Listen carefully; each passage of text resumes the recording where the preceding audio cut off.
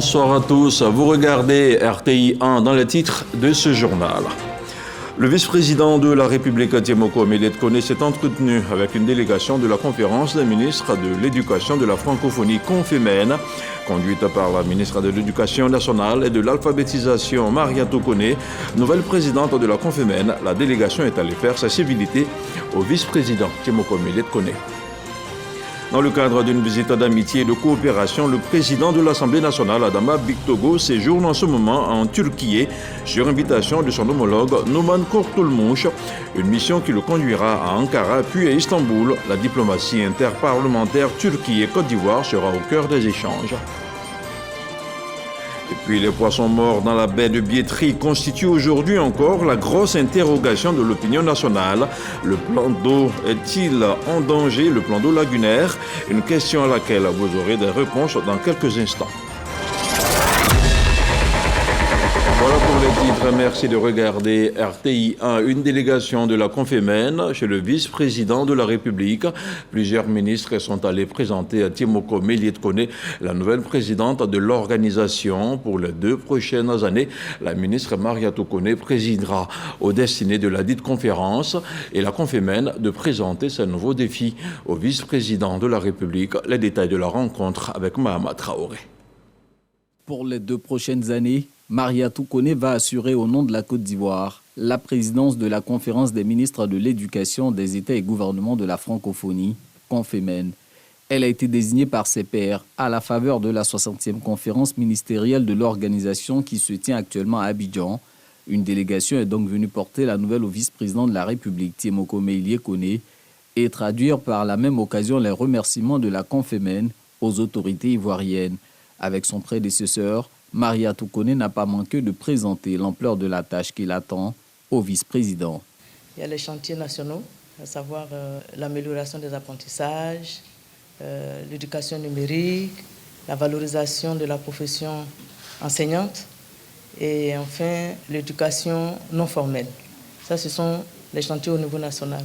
Mais sur l'ensemble de la Confémène, il y a la question de l'employabilité. Tous les 4 points que je viens d'évoquer, ce sont des points qui nous amènent à la question de l'employabilité, à la question de l'importance de la jeunesse, aussi bien en Côte d'Ivoire que dans tout l'espace de la Confémène, c'est-à-dire dans les 44 pays. La Confémène est une organisation qui participe justement à relever, à aider les pays membres à relever un certain nombre de défis. Les défis aujourd'hui d'inclusion et d'équité dans les systèmes éducatifs, les défis aujourd'hui de qualité des systèmes éducatifs et d'amélioration de la qualité des apprentissages des élèves.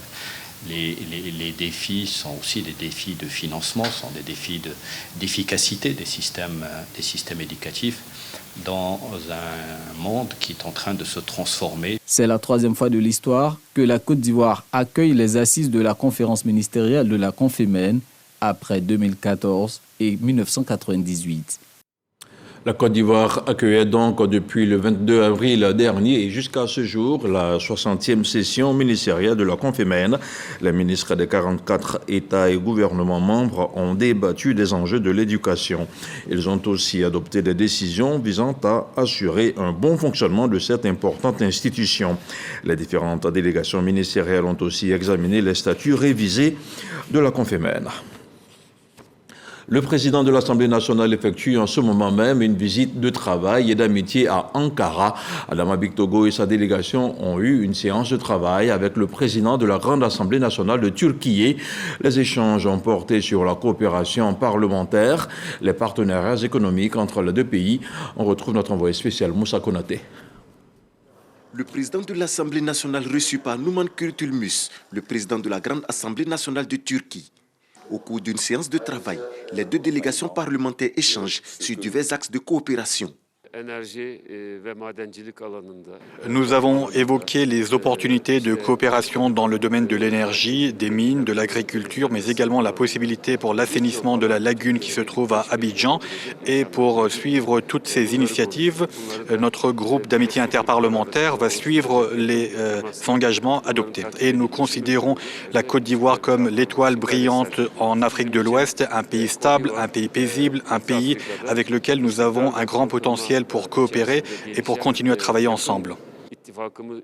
La vision du président Alassane Ouattara, qui est donc d'inscrire la Côte d'Ivoire parmi les pays les plus avancés comme la Turquie, le Brésil, le Maroc, le Vietnam. Pour y arriver, la Côte d'Ivoire a besoin de partenaires. Et la Turquie est apparue comme étant un partenaire important pour la Côte d'Ivoire.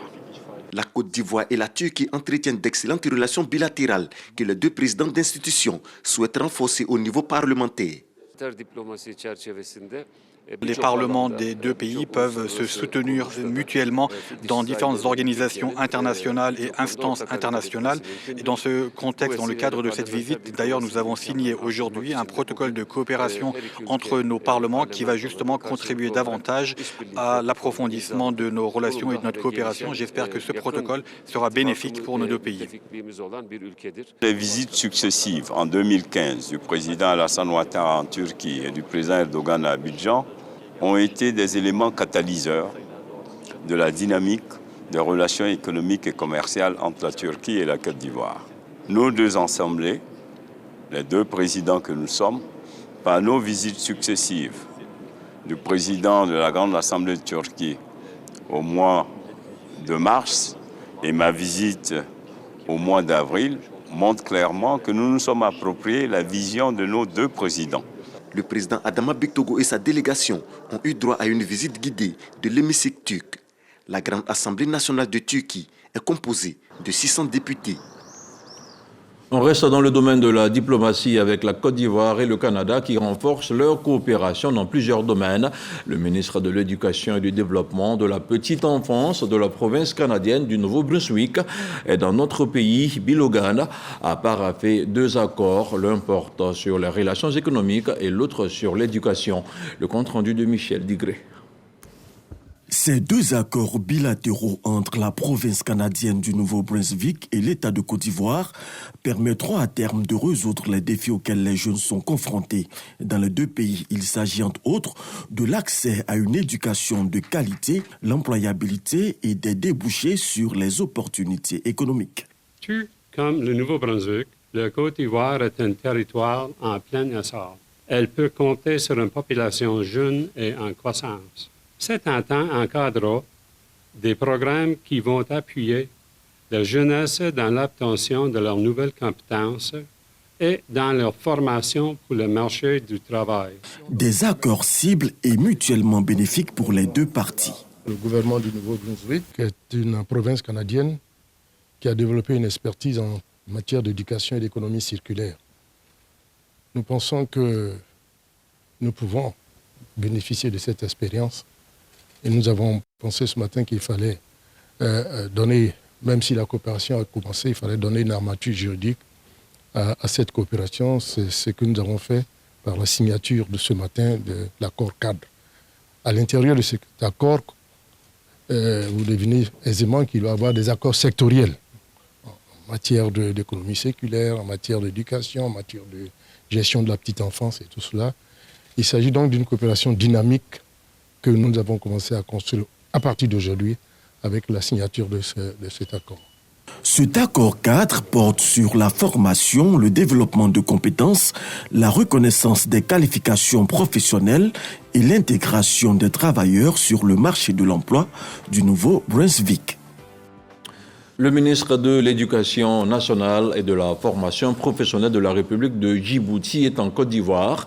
Moustapha Mohamed Mahmoud et sa délégation sont venus s'imprégner du mode de fonctionnement du Fonds de développement de la formation professionnelle. Au siège de l'institution à Treichville, il a exprimé sa volonté de collaborer avec le FDFP. Issa Tchonayeo, Khalid Diomandé. Moustapha Mahmoud, ministre de l'Éducation nationale et de la formation professionnelle du Djibouti, dans les locaux du FDFP, le Fonds de développement de la formation professionnelle, une structure portée sur les fonds baptismaux en 1991 en vue de booster la formation professionnelle en Côte d'Ivoire. Moustapha Mahmoud sollicite l'expertise du FDFP afin de dupliquer le modèle ivoirien à Djibouti. Je félicite l'équipe, je félicite le président et le directeur de cette volonté également de partager leur expertise avec les pays africains. À Djibouti, nous étions dans cette transformation dans cette réforme de la formation professionnelle. Donc le chemin y était de voir une agence de la formation professionnelle, mais également un fonds pour le développement de la formation professionnelle. Les ambitions du ministre de l'Éducation nationale et de la formation professionnelle du Djibouti sont aussi partagées par le FDFP. Le président du comité de gestion et son secrétaire général s'engagent à lui apporter l'assistance nécessaire. Nous sommes permis d'encourager, monsieur le ministre, pour la République de Djibouti, d'aller très rapidement dans cette démarche de création d'un fonds. Et dans ce cadre-là, nous sommes disposés pour les aider à construire leur écosystème de financement de la formation professionnelle et à partager les expériences. Avant sa visite au FDFP, Moustapha Mahmoud a été reçu le lundi dernier par son homologue de l'enseignement technique, de la formation professionnelle et de l'apprentissage, Kofi Nguessan. Une rencontre soldée par la signature d'un accord cadre de partenariat. Et nous prenons la direction du district de Savane à Korogo. La ministre de la Femme, de la Famille et de l'Enfant a entamé des consultations locales en vue des Assises nationales des femmes de Côte d'Ivoire.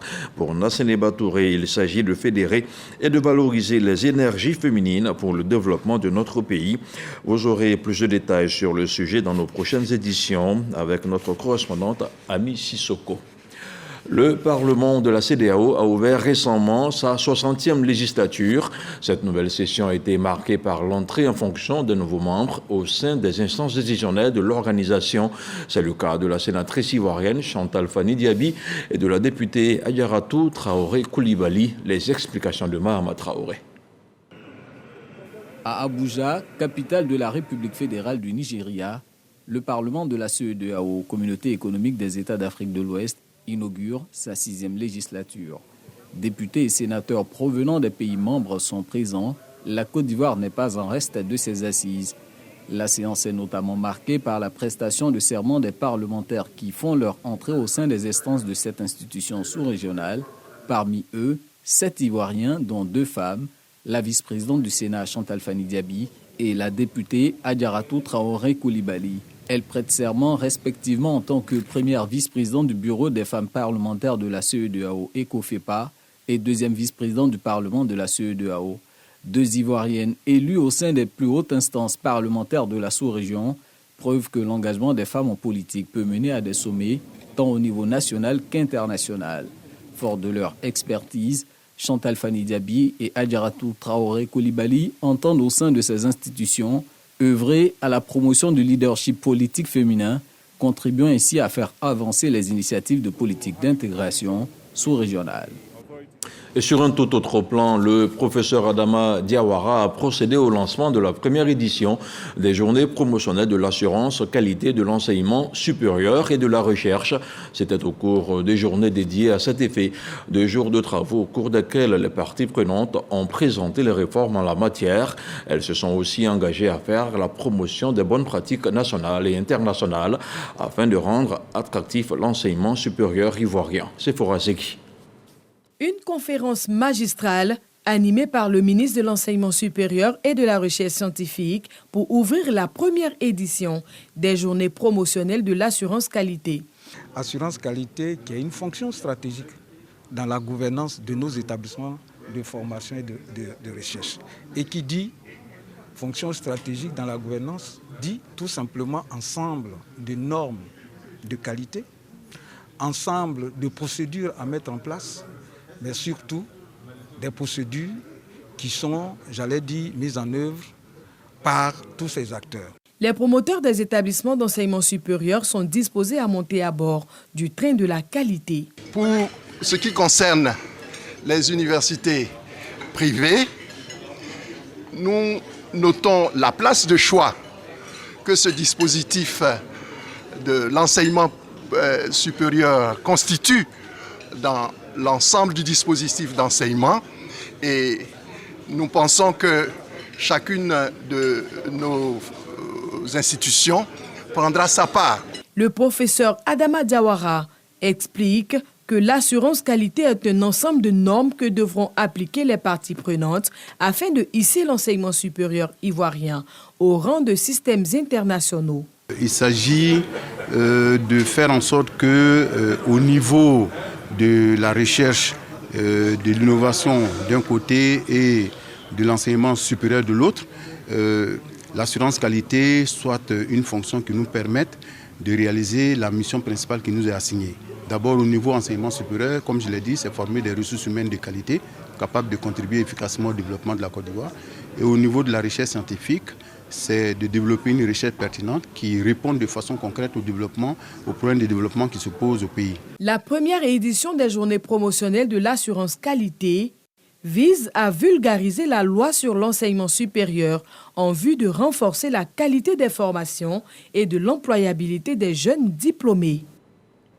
Le ministre du Patrimoine, du portefeuille de l'État et des entreprises publiques a rencontré les dirigeants des sociétés d'État et plusieurs agents d'exécution. Moussa Sanogo et ses collaborateurs ont passé en revue la gestion du portefeuille de l'État au titre de l'année 2023.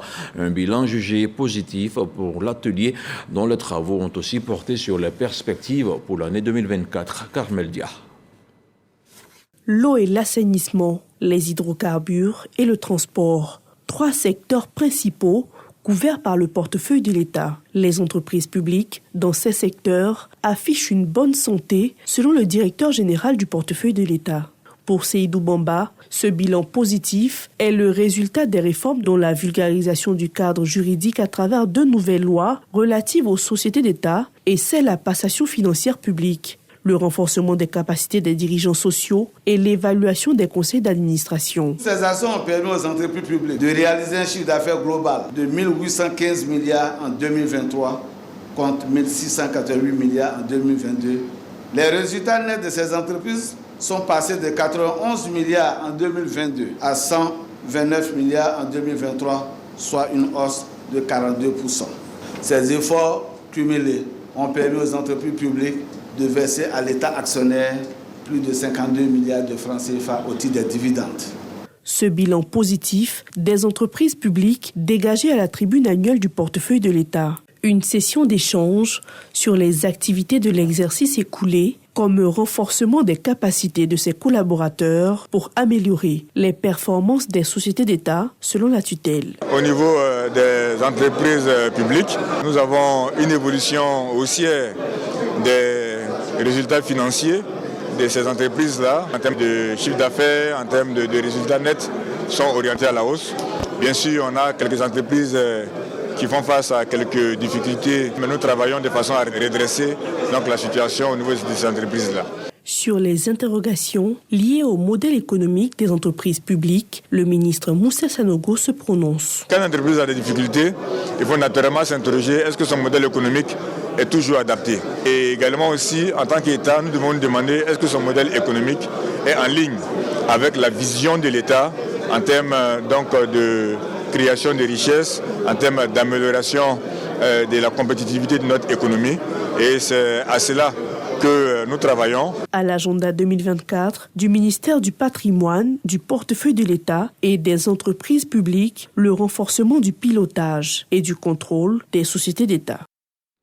Le ministre de la Justice et des Droits de l'Homme était récemment sur le chantier du tribunal de première instance de la commune d'Abobo. Son sang Kambilé est allé s'enquérir de l'état d'avancement des travaux. Les travaux exécutés à hauteur de 95% selon notre reporter Ismaël Deo dans un commentaire de Didier Nguessan. Longtemps attendus, les travaux du tribunal de première instance d'Abobo sont estimés à ce jour à un taux d'exécution de 95%. Bâti sur un terrain d'1,1 hectare, l'édifice va contribuer à rapprocher la justice des justiciables de la commune. Sur ce site, nous avons 4 bâtiments principaux. Celui dans lequel nous sommes, c'est le bâtiment où se tiendront les audiences. Et puis, au-dessus, il y a 4 salles d'audience, voilà, qui sont plus petites. Vous avez 2 bâtiments qui se ressemblent. Il y a un qui est consacré au siège et puis il y a un qui est consacré au parquet. Ce matin, le ministre de la Justice et des Droits de l'Homme, Sanson Kambilé, est présent pour un état des lieux. Salle d'audience, de greffe, bureau des avocats, chaque compartiment est visité du premier au 2e niveau du tribunal. À ma prise de fonction, j'en ai fait un point d'honneur, faire en sorte que Abobo ait son tribunal. Et Pour le ministre de la Justice que je suis entièrement satisfait. Ce projet a été financé entièrement par l'État de Côte d'Ivoire, à hauteur de 15 milliards de nos francs. Aujourd'hui, lorsque ce tribunal va être livré, on aura l'un des plus beaux de Côte d'Ivoire. À sa livraison en octobre 2024, selon le garde des Sceaux, le tribunal de première instance de la commune d'Abobo sera le 4e du genre dans la ville d'Abidjan. Il a une capacité d'accueil de 150 travailleurs. On parle maintenant de développement local avec le Comité national de télédétection et d'information géographique qui était récemment au cœur d'une rencontre d'échange au cours de laquelle il a dressé son bilan d'activité 2023. Selon son directeur général, Edouard Fongboyi, plusieurs projets d'aide à la décision ont été réalisés. Il est particulièrement revenu sur le projet e-commune. Ce dernier permet de booster les recettes au niveau des collectivités locales. Grâce Kando. En présence d'élus locaux, de partenaires au développement et de la presse, le Comité national de télédétection et d'information géographique CNTG, à travers son directeur général, dresse le bilan de ses activités au titre de l'année 2023. Le CNTG travaille à la vulgarisation des outils et innovations géospatiales sur le territoire national, d'où le thème de la rencontre « Contribution de la géo-information » dans le processus de digitalisation de l'économie. Le CNTG aujourd'hui est incontournable dans le processus de digitalisation des territoires que la Côte d'Ivoire s'est engagée dans ce qu'on appelle le e-gov. Donc nous sommes un maillon important. Nous sommes à une consécration où il y a beaucoup de projets qui ont été réalisés, 80 projets qui sont actifs et des projets où c'est l'information géographique qui est au centre. Les projets pour la municipalité, les projets pour la gestion des travaux par rapport aux constructions, les projets par rapport au développement rural, les projets de plans, des stratégies de développement. Parmi les activités phares réalisées par le CNTG, le projet e-commune qui enregistre plusieurs adhérents. Sur les 201 communes au niveau national, plus d'une quarantaine ont souscrit. Nous sommes venus ici pour témoigner des bienfaits et surtout de cette bonne collaboration qui nous permet aujourd'hui de booster notre économie locale et de booster aussi les réalisations. C'est une solution innovante avec les technologies. Nous avons la vue sur le périmètre communal et donc ça nous donne une idée et ça limite l'action de tous ceux qui sont dans la perspective de déperdition de nos ressources. Ce projet nous a permis de nous rendre compte de ce que nous pouvons avoir comme ressources potentielles. Les recettes dans une prévision minimale de 23 millions, aujourd'hui avec ce projet nous pouvons nous projeter jusqu'à 43 millions sur la prévision annuelle. Cette rencontre bilan a été le lieu d'inviter les différents partenaires au développement à s'inscrire dans cette dynamique de digitalisation tout en félicitant le CNTG. Nous saluons et encourageons votre initiative de vulgarisation des sciences de la géoinformation en faveur d'une digitalisation de notre économie qui rentre bien dans les lignes du processus de la gouvernance électronique. La digitalisation des territoires et les systèmes de gestion des secteurs clés de l'économie seront au cœur des activités du CNTG en 2024, au dire du directeur général du CNTG, Dr Edouard Fongboyi. On ouvre maintenant le grand dossier de la rédaction de RTI 1. Le 5 mars dernier, la mort massive de poissons dans la baie de Biétry entre les communes de Koumassi et de Borboué a achevé d'attirer l'attention de l'opinion nationale. Les résultats de l'enquête menée par le CIAPOL, le Centre ivoirien d'antipollution, ont révélé que les poissons sont morts par asphyxie, une asphyxie liée à la pollution extrême de cette partie de la lagune ébriée. Qu'est-ce qui explique donc cette forte pollution ? Quelles sont les dispositions prises pour éviter de tels drames écologiques à l'avenir? Des questions qui trouveront certainement des éléments de réponse dans ce dossier réalisé par Victorine et Oyoboué. Mardi 5 mars, les populations abidjanaises se réveillent avec une catastrophe écologique. Environ 3 tonnes de poissons morts flottant dans la baie de Biétry. Mission est donnée sur le champ au Centre ivoirien antipollution CIAPOL de trouver les causes de cette mort massive de poissons. Après une semaine de recherche, les conclusions de l'enquête des experts sont sans appel. Je dis que ces poissons ont été asphyxiés. Les poissons ont été asphyxiés parce qu'il n'y a plus d'oxygène dans le milieu. Mais pourquoi les poissons sont-ils morts, asphyxiés et retrouvés précisément dans la baie de Biétry, 3 facteurs sont mis en cause.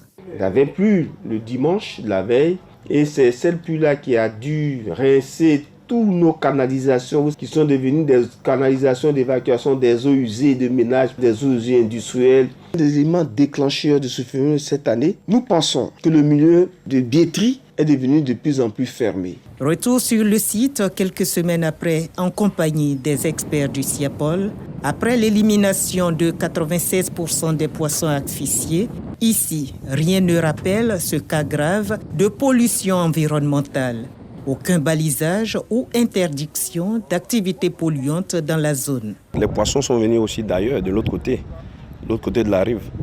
Donc je pense que même si nous utilisons des produits chimiques, ce n'est pas nous seuls. Une étendue de déchets plastiques, autant d'éléments qui montrent bien que la baie de Biétry n'est pas encore dépolluée. Le SIAPOL envisage des solutions de dépollution de toute la zone lagunaire d'Abidjan. Le projet a démarré d'abord par un atelier d'information tenu le 14 mars dernier. La dépollution de la baie de Biétry et de la lagune Ébrie autour d'Abidjan est nécessaire. Mais les observateurs les plus avertis estiment qu'il ne sert à rien de dépolluer si des eaux usées non traitées sont toujours déversées dans la lagune. Il ne faut pas oublier que nous n'avons pas de station de traitement des eaux usées, ce qu'on appelle communément le lixivia. Et ce lixivia, c'est, disons, principalement des produits azotés qui contiennent encore des métaux lourds qui sont vraiment hautement toxiques. Si ce jus hautement toxique n'est pas traité et qu'il va directement dans la lagune, il va sans dire que la lagune sera polluée. Donc les poissons aussi peuvent mourir d'intoxication. La ville d'Abidjan est pour le moment dotée de plusieurs postes d'assemblage des déchets depuis Abobo pour leur refoulement dans la mer au niveau de Port-Boué, précisent les spécialistes. Selon une étude du Fonds d'études et d'aide au secteur privé FASEP, 207 tonnes environ de déchets solides et liquides ont été déversés dans la lagune Ébrie en 2019 et 2020. Aujourd'hui, le schéma d'assainissement de la ville d'Abidjan est beaucoup orienté vers la lagune qui devient un milieu récepteur. Mais aujourd'hui, la lagune a dépassé sa capacité de charge. Pour s'en convaincre, inspection à proximité d'une entreprise agroalimentaire à Marc Horizon 4, à 3 km de la baie de Biétry. Est-ce que tu vois un regard là? Il n'y a pas de regard. Toute la zone, nous observons plusieurs canalisations qui déversent les eaux usées directement dans ce collecteur d'eau pluviale qui par la suite achemine toutes ces eaux polluées là au niveau de la lagune et de la baie de Biétry. Conséquence de ces actes bien visibles, ce collecteur d'eau pluviale qui débouche sur la baie de Biétry au niveau du 31e arrondissement de Marcory. Nous avons 2 types de canalisation. Nous avons une canalisation qui est bien sèche. Les 2 autres devraient se présenter de la même sorte.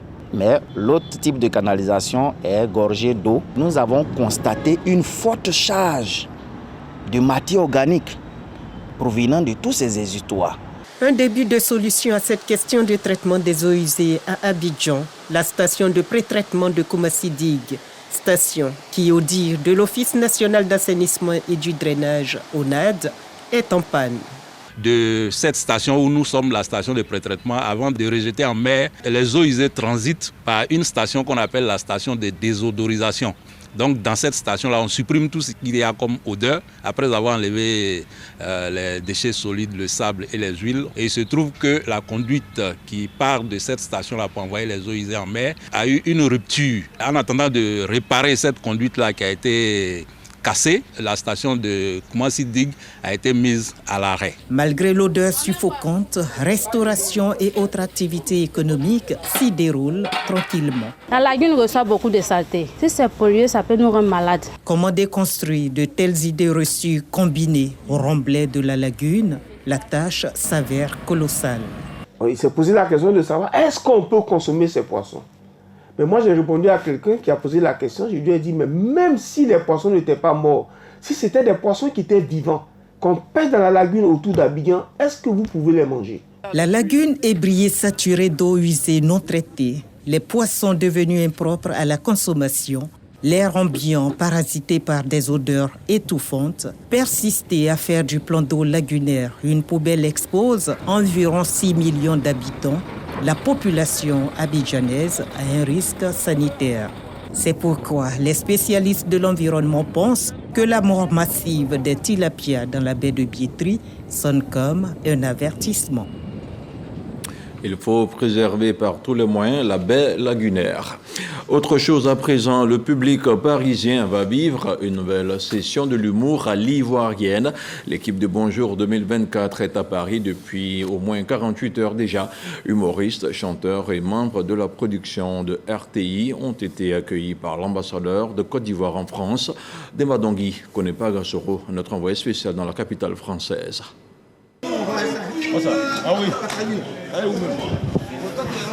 Ambiance électrique à l'aéroport Orly de Paris. Équipe de production et humoristes de l'émission Bonjour, mais aussi artistes-chanteurs, très bien accueillis par producteurs délégués, fonctionnaires de l'ambassade de Côte d'Ivoire en France et par partenaires de l'émission humoristique de la radio-télévision ivoirienne RTI. Humoristes et chanteurs se réjouissent non seulement de l'accueil, mais promettent surtout un spectacle haut en couleur à la salle de la Mutualité le samedi 27 avril. Je tiens solennellement à remercier le comité d'accueil d'être venu nous accueillir comme ça, ça nous touche. Ouais. Seulement, on vous demande de prendre les tickets. Voilà. C'est samedi. Nous, on ne parle pas beaucoup. C'est ça, non? Oui, c'est ça. Saïdati wa Saïdati, on est à Paris. Voilà. Comme il a dit, il vient d'arriver à Paris. Voilà. Il dit vraiment, on risque de nous rafler ce jour-là. C'est ça? C'est pas ça, il dit. Tu as dit quoi? Qu'on va faire un spectacle, ça a tué. Ah ouais, c'est la même chose que je viens de dire. Donc venez. Venez, on va célébrer la 3e étoile. On a souper. Donc on vient comme ça vous dire tout ce qui s'est passé à Abidjan. Vous allez savoir. Comme vous étiez ici, vous n'êtes pas bien vécu là. Ah, on dit. Après l'aéroport, direction l'ambassade de Côte d'Ivoire située dans le 16e 102 avenue Raymond Poincaré. Une fois arrivés, ils sont chaleureusement reçus par l'ambassadeur Maurice Kwaku Bandama. Je dis merci à la RTI, à Kwaba, à nos artistes d'être ici chez nous en Côte d'Ivoire, ici à l'ambassade. Et je profite de votre visite pour lancer un appel à nos compatriotes ivoiriens de France, de la diaspora, pour leur dire que l'événement annoncé est là, en vérité et de façon effective. La RTI nous fait l'honneur, de façon régulière, de nous offrir ce grand événement qui est Bonjour. Bamba himself, producteur délégué de l'émission Bonjour, au nom du directeur général de la RTI, Fosséni Dambélé, a exprimé la gratitude de la Maison Bleue à son Excellence et à ses collaborateurs. On voulait marquer le coup pour dire que la RTI, l'ambassade, la primature avec le Premier ministre, le ministre des Sports et du Cadre de vie est avec nous pour nous soutenir dans cette activité qui dure depuis maintenant 4 ans. Pour le spectacle du samedi 27 avril, humoristes et chanteurs ont décidé de faire revivre au public les temps forts de la Coupe d'Afrique des Nations organisée par la Côte d'Ivoire, la CAN de l'hospitalité. Et c'est la fin de ce temps d'antenne hautement informatif. On se retrouve demain soir pour une nouvelle session.